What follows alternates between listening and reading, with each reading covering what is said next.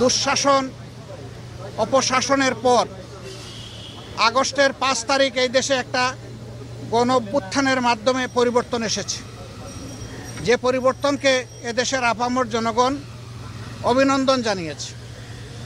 আমরা আরেকবার এই গণ অভ্যুত্থান যাদের নেতৃত্বে সংগঠিত হয়েছে, যারা জীবন দিয়েছেন, দেশে প্রবাসে যারা অংশগ্রহণ করেছেন, তাদের সকলকে দেশবাসীর পক্ষ থেকে, বিশেষভাবে আমাদের দলের পক্ষ থেকে অভিনন্দন এবং কৃতজ্ঞতা জ্ঞাপন করছি। এ সময় যারা নিহত হয়েছেন, আল্লাহ তাআলার দরবারে তাদের আত্মার মাগফিরাতের জন্য দোয়া করছি। যারা আহত হয়েছেন তাদের সুচিকিৎসা নিশ্চিত করার জন্য আমরা সরকারকে আহ্বান জানিয়েছি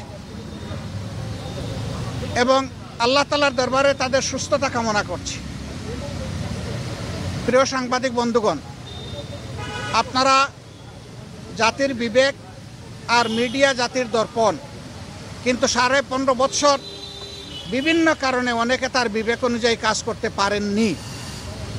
অনেক ক্ষেত্রে বাধ্য করা হয়েছে সমাজকে বিভ্রান্ত করার জন্য, সরকারকে অবৈধ সুবিধা দেওয়ার জন্য মিথ্যা বানায়ট বিভিন্ন সংবাদ পরিবেশনের, যার সবচাইতে ওয়ার্স্ট সাফারার বা ক্ষতিগ্রস্ত পক্ষ হচ্ছে বাংলাদেশ জামাত ইসলামী। কিন্তু আমরা অতীত নিয়ে গাড়তে চাই না। আমরা দেশবাসীকে সাথে নিয়ে সকলের সহযোগিতায় দেশটা সামনের দিকে আগাক, সেই জায়গাটাই আমরা অবদান রাখতে চাচ্ছি। এই জন্য অতীতে যা হয়েছে আমরা পিছনে ফেলে দিলাম।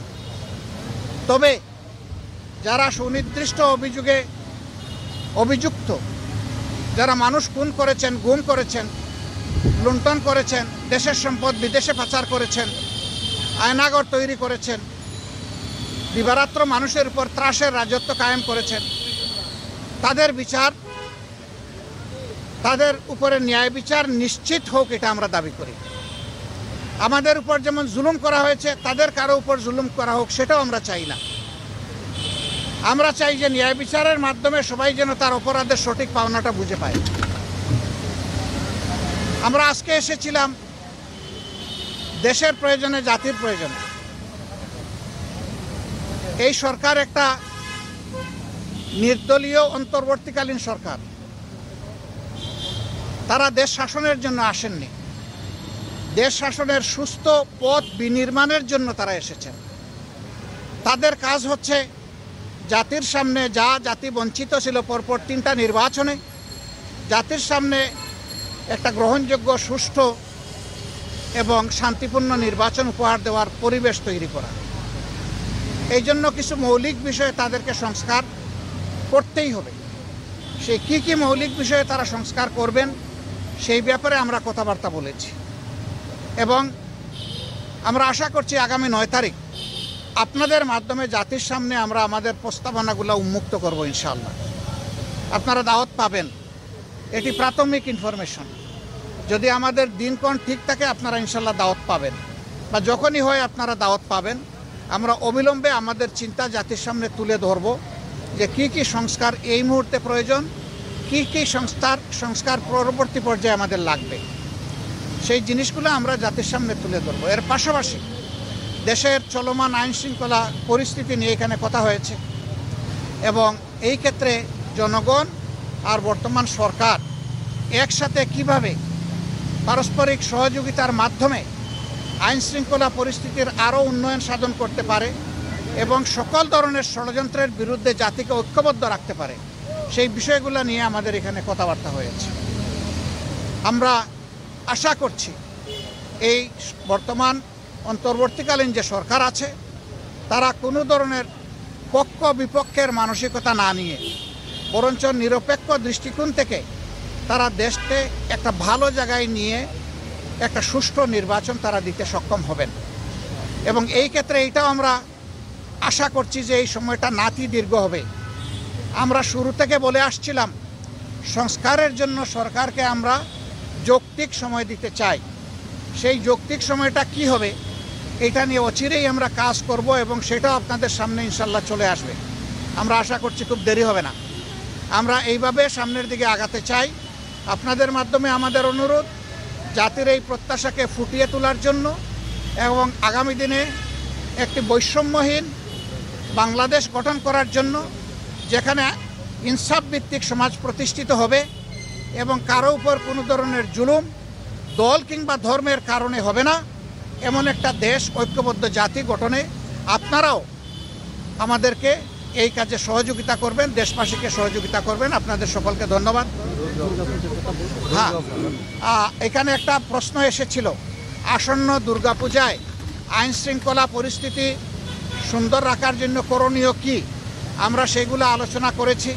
আমরা বলেছি সরকারের সাথে জনগণের পার্টনারশিপ লাগবে, সরকারের সাথে জনগণের সম্পৃক্ততা প্রয়োজন হবে। এই সরকার এবং জনগণ মিলে, আইন শৃঙ্খলা বাহিনী এবং জনগণ যদি একসাথে কাজ করে, আমরা আশা করছি একটা অভূতপূর্ব দুর্গাপূজা আমাদের হিন্দু ধর্মের ভাই বোনেরা তারা উদযাপন করতে সক্ষম হবে।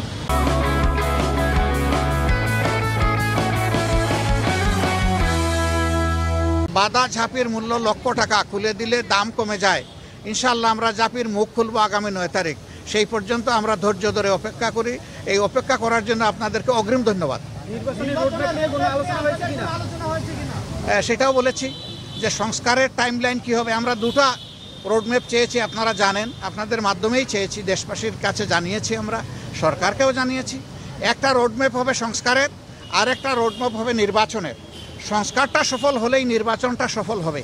এই জন্য দুটি বিষয়ের উপরে আমরা গুরুত্ব দিয়েছি এবং তাদের সাথে আমাদের আরও ডায়ালগ হবে। আর খুব অচিরেই এই বিষয়টা তারাও প্রকাশ করবেন, আমরাও প্রকাশ করব, এবং এটা খুব দেরি হবে না ইনশাআল্লাহ।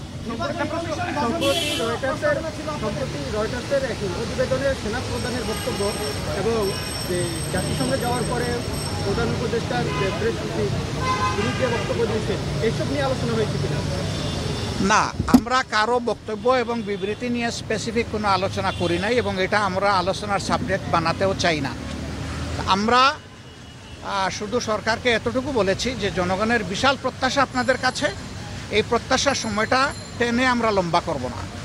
এইটাকে যৌক্তিক সময়ে, যৌক্তিক যে শব্দটা, এটার সম্মানটা যেন বহাল রাখতে পারি আমরা, সেই দিকে আপনাদের দৃষ্টি আকর্ষণ করি। ওনারা কোনো দ্বিমত পোষণ করেন নাই এবং আমরা আশা করি এখানে কোনো সংকট তৈরি হবে না ইনশাআল্লাহ।